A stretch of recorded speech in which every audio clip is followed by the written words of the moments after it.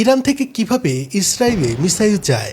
Iran এবং ইসরায়েলের মাঝে সবচেয়ে সংক্ষিপ্ত পথটিও প্রায় 1000 কিলোমিটারের এবং এর মাঝে রয়েছে বেশ কয়েকটি দেশ।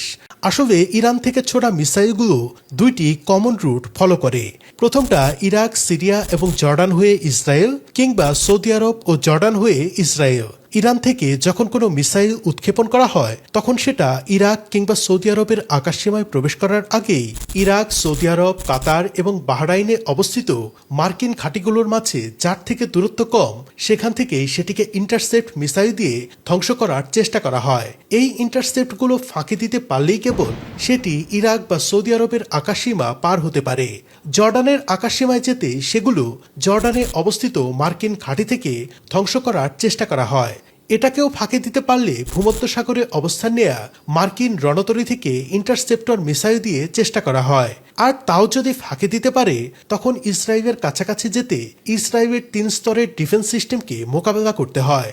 লং রেঞ্জের জন্য অ্যারো সিস্টেম, মিড রেঞ্জের জন্য ডেভিড সুইং, আর একদমই কাছাকাছি পৌঁছে গেলে আয়রন ডোম। আর এতগুলো সিস্টেম ফাঁকি দিতে পারলে তবে একটি ইরানি মিসাইল ইসরায়েলে আঘাত হানতে পারে। আপনারা কি জানেন প্রতি 100টি মিসাইলের মধ্যে কতগুলো এই সব ধাপ পার হয়ে ইসরায়েলে পৌঁছতে পারে?